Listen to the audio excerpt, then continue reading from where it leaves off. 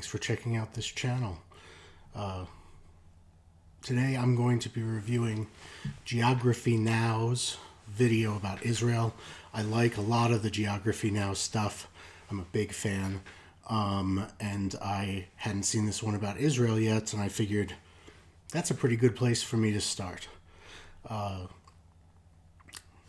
we'll see if it is. And with that, we'll get to the video. Alright, this is going to be the most controversial video I've ever made. Even saying the word Israel will ignite an onslaught of tense debates between multiple people groups. No matter what I say in this video, somebody will get mad on either side. I guess we'll try to get mad. No, we'll try to avoid getting mad. Just wanted to say that I hope he doesn't just go into the conflict between the Israelis and the Palestinians, but really gets more to the place, the way so many other Geography Now videos are able to, mention but not focus on the problems with certain countries. The argument when it comes to Israel's current place held in today's world. I am not Israeli, I am not Arab, and I am definitely not claiming to be your go-to authority when it comes to Israel and Palestine issues. All I can say is I have contacted many of you guys, the Israeli and Palestinian subscribers, for help with this video. I've conglomerated all the information I could based off of what you said and added it with my research. I will try to make this video as plain and objective as I possibly can based off of the data, but it's not easy and it won't be perfect, but I will try. So without further ado, let's begin. It's time to learn geography now! Now, to most people today, the USA and China might be the giants of geopolitical impact. However, literally over half of the world is keeping their eyes on this one small sliver of land straddling 3 continents, smaller than the size of El Salvador. Why is it that this one piece of land has such a powerful hold on billions of people? How did it become the epicenter of worldview tension? The answer is I'm sure he's going to say it, but religion. Incredibly complex, and in no way could I possibly answer everything in this episode, but what I can do is try to relay as much information as I can to give a platform for insight. Man, it is going to be really hard to be funny and quirky in this video. At least the first part is going to be kind of easy. Actually, no, it won't. And our first course of controversy. Woohoo! I can already hear the keyboard warriors typing up paragraphs in caps lock. Not much I just record videos. I don't type. So let's just ride this pony into the sunset, shall we? Today, the state of Israel is located in the Middle East, surrounded by Egypt, Jordan, Syria, and Lebanon, with the Mediterranean Sea to the west, and a very narrow coast along the Gulf of Aqaba. It's also surrounded by the Palestinian territories In the south, which connects to the Red Sea. The country is divided into 6 administrative districts, or mehuzot, as well as the claimed but not completely internationally recognized capital of Jerusalem near the center. And here's what you're all waiting for, the Palestine stuff. These 2 areas right here are known as the West Bank. Israelis call them Judea and Samaria, and the Gaza Strip. These are, according to Israeli, Judea and Samaria, of course, comes from the ancient kingdoms of Judea and the kingdom of Judah, and of course the northern kingdom of Israel, whose capital at one point was in Samaria.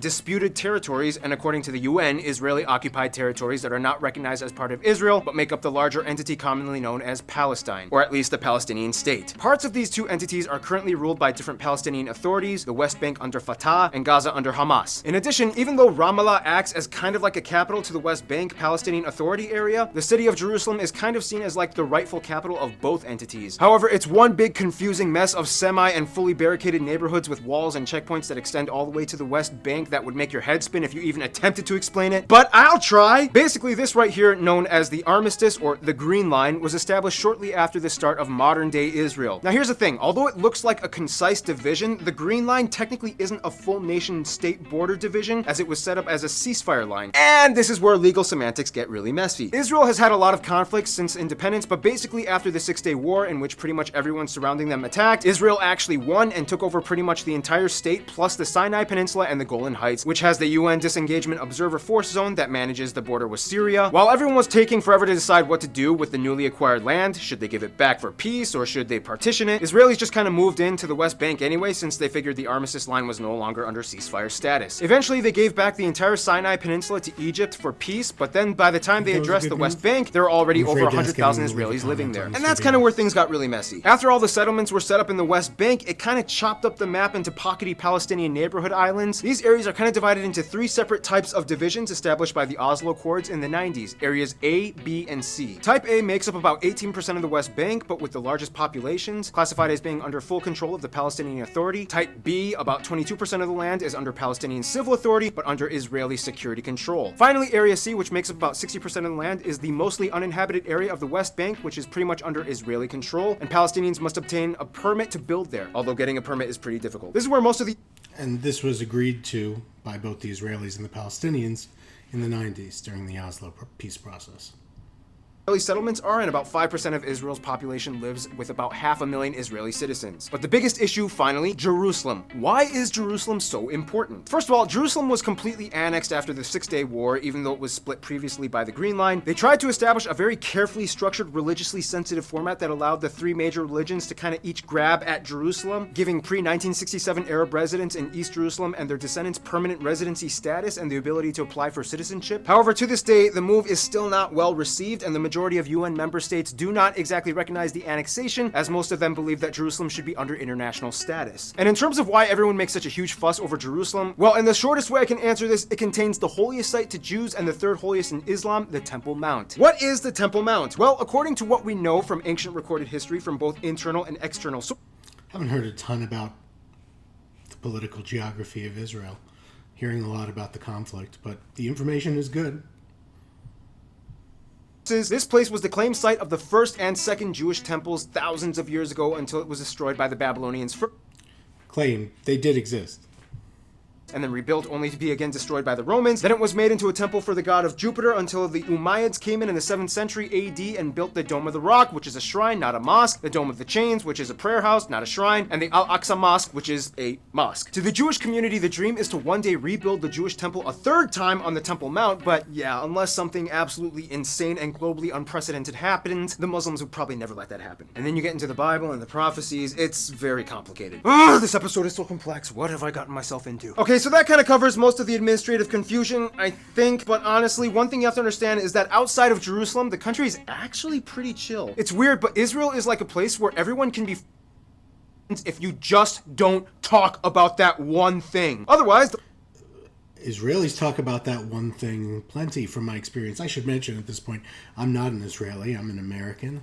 I'm obviously a rabbi. But I'm not an Israeli, so I don't know what they would say. I would say they talk about a lot of stuff. They're willing to have conversations. They're willing to be, somewhat open-minded. I know that things have changed a lot over the last 20 years, especially.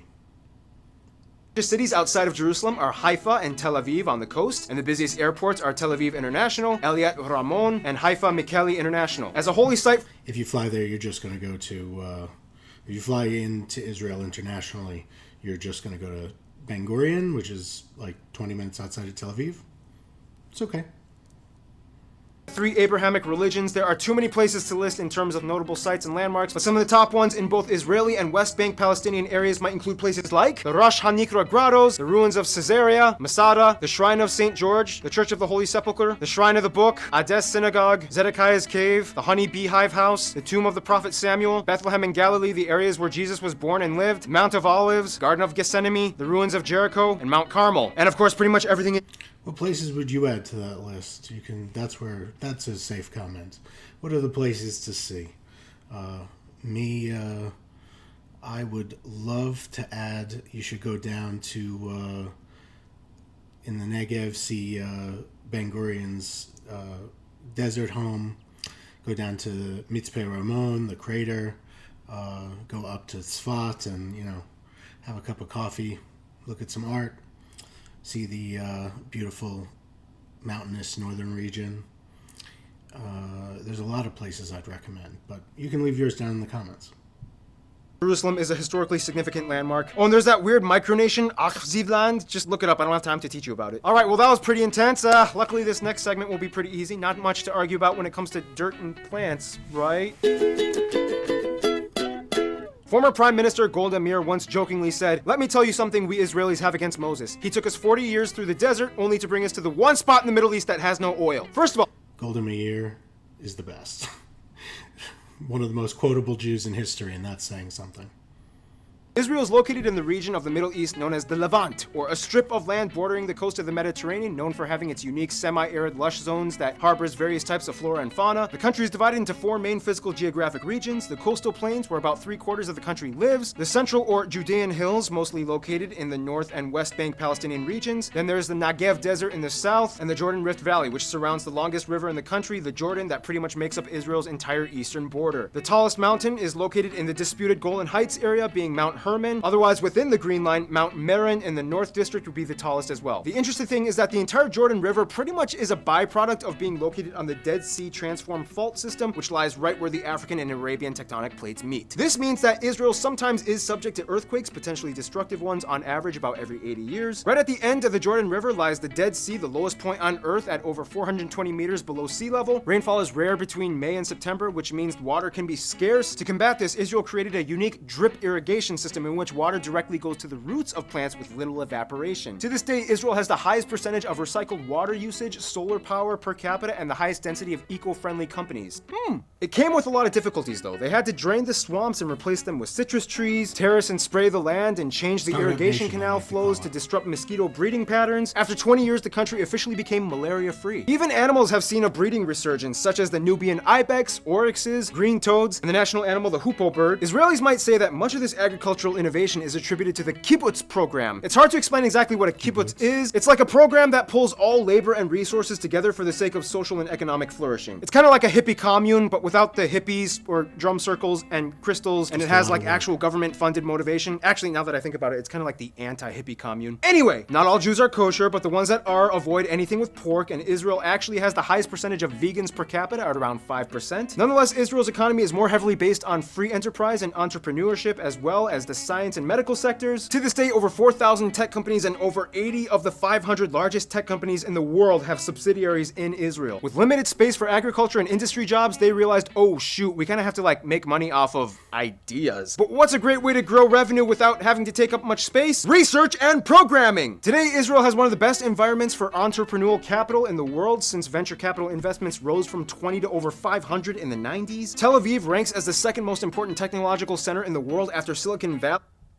Has the third most companies listed on the NASDAQ after the US and China. Your iPhone hardware, Google's innovations, Intel microchips, all these things have some correlation to Israel's tech sector. In addition, they are the 34th largest economy in the world by nominal gross domestic product as of 2016. This means amidst the controversy, Israel kind of moves forward in tech innovation. And that brings us to the climax of this entire episode. Who are the people living here and what is the story behind them? Here we go.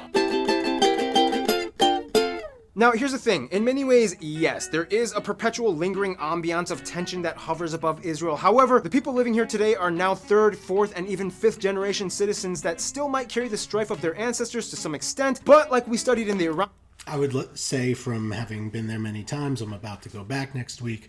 I don't think you feel it in everyday life, even in Jerusalem, where it often pokes up more frequently. I just don't think you see it in daily life every day when you're walking around in Israel.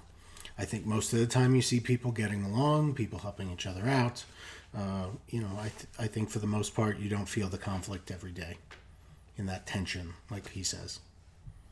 Episode, kids are more interested in entertainment and money than they are with ideological disputes. That being said, Israel has about 9 million people, and if you include the West Bank Palestinian populace, the number swells up to about 13 million altogether, and Israel is the only Jewish-run state in the world with about half of the entire world's Jewish population. Of the country, about 75% identify as ethnically Jewish, of which the majority at about 75% being Mizrahi Jews that originally came from the Middle East and North Africa. Then you have the Ashkenazis at about 70%, whereas Sephardic and African and Asian Jews rounding out the rest. Whereas the non-Jewish citizens number at about 1/4 of the population, identifying mostly as Arabs. They also use the Israeli shekel as their currency, they use the type C, D, and H plug outlets, and they drive on the right side of the road. Now here's where things get pretty intense, because Israel has a very unique system of community and residency that isn't really found anywhere else in the world. First of all, I think this would be an appropriate time to mention that not all Israelis are Jews, and not all Palestinians or Arabs are Muslims. Israeli and Palestinian are nationalistic titles, not necessarily ethnic. There are tons of Christians that identify as either Israeli Israelis, Arabs, and Palestinians. Even a couple of Baha'i, Hindu, and Buddhist residents. And many of the citizens don't even practice religion much on a regular basis to begin with. Today, about 1 out of every 3 citizens were born abroad, and 9 out of 10 of the people in the country are either immigrants or descendants of immigrants. Part of the reason for this is because of the law of return, or aliyah, a unique immigration policy that only applies to the state of Israel, which states that every Jew across the world has the right to come to the country as an ole, or migrant. To this day, non-profit Jewish organizations even fund birthright trips for Jews across the world, sponsoring a free 10-day heritage trip for young adults between ages 18 to 26. But how did all this start to begin with? Well, if you really want to tackle this, which I will try my best at doing, there's kind of like 2 sides to this story. One of them ancient and one of them modern. Throughout most of Jewish history, Jews were dispersed in diaspora across the world. However, there always seemed to be at least a few small communities left in Israel, especially around Jerusalem. Basically, the modern, keyword modern, state of Israel was initially conceived through the ideals of Zionism, which gained movement in the 19th century by this guy. He suggested that Jews should actively take measures to move back to the land of their ancestors.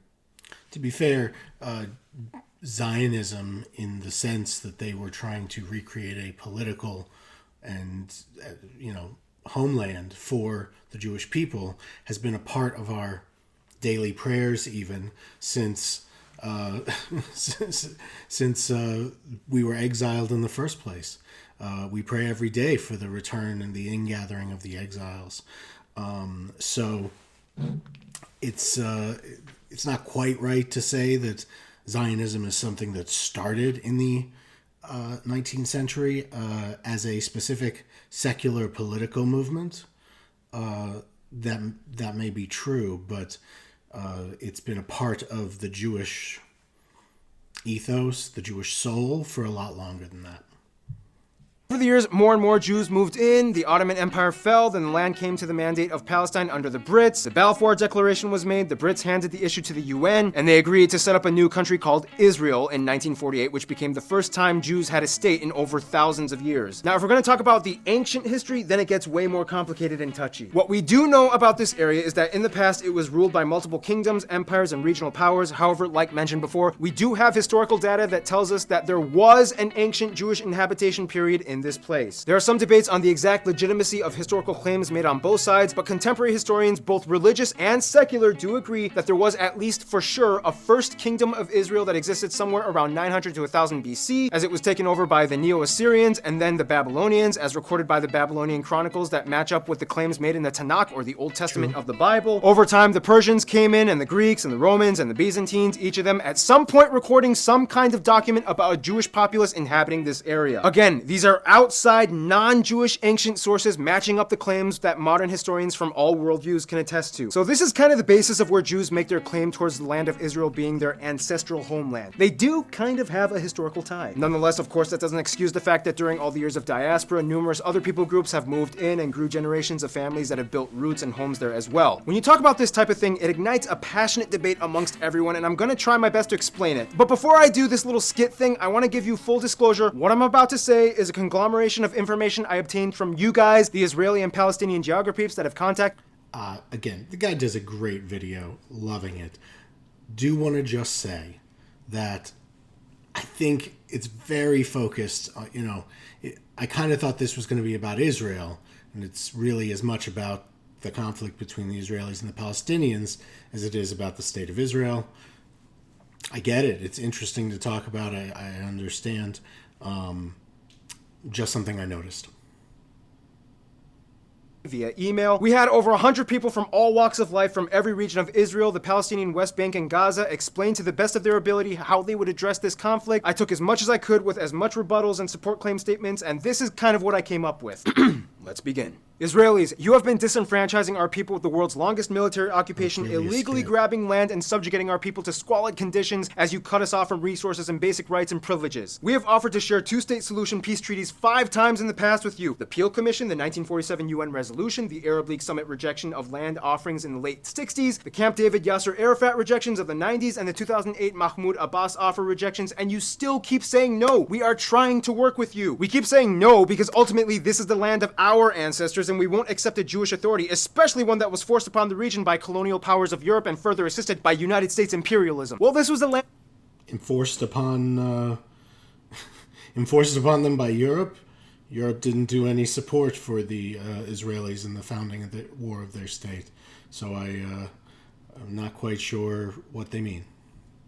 Our ancestors too, and far at me, before the they rise got of any me. industrialized European power, let alone a caliphate or Islamic authority. Our prophets, even before Muhammad, a Muslim at this point would probably say peace be upon him, lived in the area as well, and the Arabs, not all Muslims, but specifically Arabs, are the descendants of Ishmael, son of Abraham, as well as the true Muslim generations that lived and populated this area. Okay, that's a theological claim that we believe you believe. However, non-Muslims have a hard time believing it, considering that there are no full Quranic texts before the time of Muhammad to affirm his statements. Sure, maybe you are descendants of Ishmael, just like we claim to be descendants of Isaac, but they took over most of Arabia, not the Levant. And to us, it seems like the Quran was just inspired off of stories from the Torah, Tanakh, and New Testament in the Bible. Okay, that is incredibly offensive and wrong. Your scriptures were corrupted and re-revealed to our prophet by Allah. You're the ones that came in and pushed out hundreds of thousands of Palestinians during the 1948 and 1967 Six-Day Wars, and now you refuse refugees the right of return to their own homes prior to war times. Okay, yeah, we did displace them, just as your Arab neighbors evacuated Jews from their lands that flocked to us. Why do you think there's like hardly any Jews left in former countries that used to have hundreds of thousands, like Morocco and Algeria? Arabs just started attacking us from all sides. We defended ourselves and won. And in post-war situations, it's not uncommon for the victor to repartition and consolidate land. After the Six-Day War, we weren't even obligated to offer a two-state solution, but gave Egypt the entire Sinai Peninsula back and offered you sovereignty, which you denied. Well, funny, because the way how you handle your sovereignty, which shouldn't exist, is a system that systematically oppresses us in blocked-off neighborhood islands that you've created illegally and aren't even recognized by the UN. Well, what do you expect? We keep getting hostile threats and actions from literally every single person around us, and especially you. Gaza keeps shooting rockets to the point where we had to build that Iron Dome defense system. You've launched 2 antifadas against us with suicide bombers. Palestinians can enter our land through checkpoints, but Israelis are almost dead meat if they even try to enter your neighborhoods. Yeah, except your military, which by the way, your military has killed thousands of our people in the process, including children. Your people have killed our people in the process, including children. Yeah, well, you've killed way more. You keep responding with a lack of cooperation and aggression. What do you want us to do? Just put down all our weapons and say, okay, we trust you? What would happen to us Jews if you took over? Do you really think we would be treated with equal rights and dignity in a Palestinian-run state? In a perfect world, we would ideally like you to just peacefully leave and return everything back to us the way it was prior to the British Mandate times. Maybe some of you can stay, but the whole nation would have to be run by Palestinians. No, we have a historical right to live here too. The UN at least acknowledges that. We've built up so much, and even though it's kind of messy, we're still doing a good job considering our quality of life. Ha! Yeah, your quality of life. Once again, treaties denied. We don't settle for your propositions. Guys, let's just chill out a little bit, okay? Here, I brought some bacon. Everybody loves bacon. You want some bacon? That's not kosher. That's not halal. Get that away from me! It's turkey bacon. Oh, okay. This changes nothing. Guys, that was literally like the hardest thing I've ever written in a script. More than the Columbia cartel thing or the Macedonia dispute thing. I'm actually looking forward to North Korea. That's gonna be a breeze. Anyway, I think it's important to note that this is just kind of like the dispute held by citizens that hold a strong sense of nationalism. Not all Jews are Zionists, and not all Palestinians wanted to deplete all Jews from the land. Sure, a sense of identity is... Comparing a Zionist, one who believes that the Jewish people have a right to self-determination in at least some part of our ancestral homelands, is not comparable to someone who wants to push the Jews into the sea. One is an extremist and one is a reasonable person. Even if you want to have disagreements, we got to recognize those aren't even levels.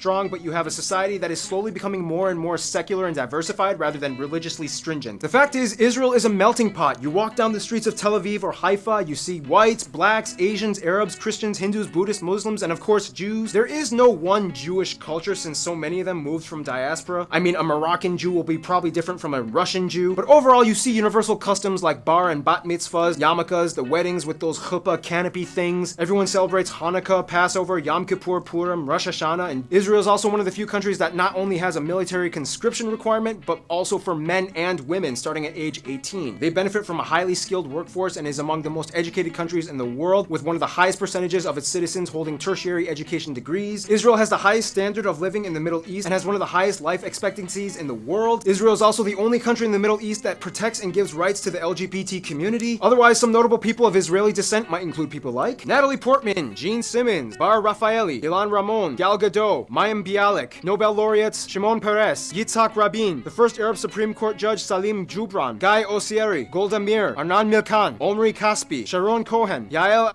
Arad. Also, Albert Einstein wasn't an Israeli, but he was once offered the position of president of Israel, but turned it down. There's also a lot more we could discuss, and I'm sure I missed out on a lot, but this video is already getting pretty long, and we gotta finish with the final lap in this Israeli-a-thon, shall we? Well, we've reached the last and final leg of this food? journey. Israel knows that it has a lot of tension daily, so in the half-past century, it's worked on kind of building up whatever diplomatic ties it could. First of all, India. Israelis love to travel there after finishing their army service, and President Modi was the first Indian premier to have visited Israel for a diplomacy talk. The two countries like to work side by side, especially on issues regarding the Middle East conflicts. In Europe, Germany and France and Russia seem to be the closest, as the largest number of Ashkenazi Jews migrated from these places. Many still speak the languages of their respective former homelands. Egypt and Jordan are the only two countries in the Middle East that have begrudgingly reluctant diplomatic relations with Israel after signing peace treaties in 1979 and 1994. However, overall, most Egyptians and Jordanians consider it an on-paper only relationship and otherwise have generally unfavorable views of Israel. Turkic Muslim countries, however, like... It's worth noting that since then, the Abraham Accords happened, and Israel now has peace treaties and good relationships with countries like the United Arab Emirates and Bahrain and Morocco. So, you know, it's a new world of peaceful cooperation in the Middle East and North Africa, and I certainly hope that expands and spreads.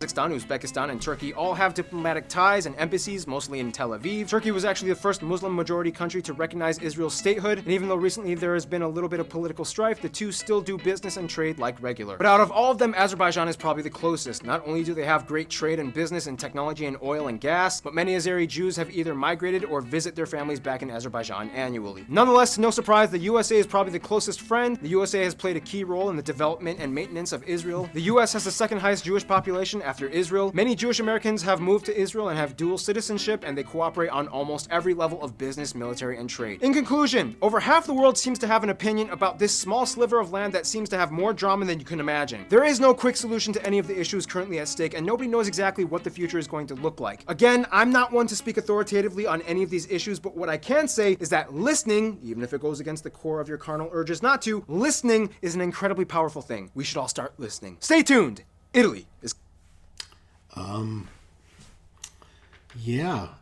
So that's the video. Overall, I thought it was really good. Again, as I said at the beginning, I wish that he had focused more on Israel, and there's a lot of good stuff in there, and a little less on the conflict. But, you know, maybe the next person to make a video like this will focus on that. Thank you so much for joining me. I hope you'll join us next time.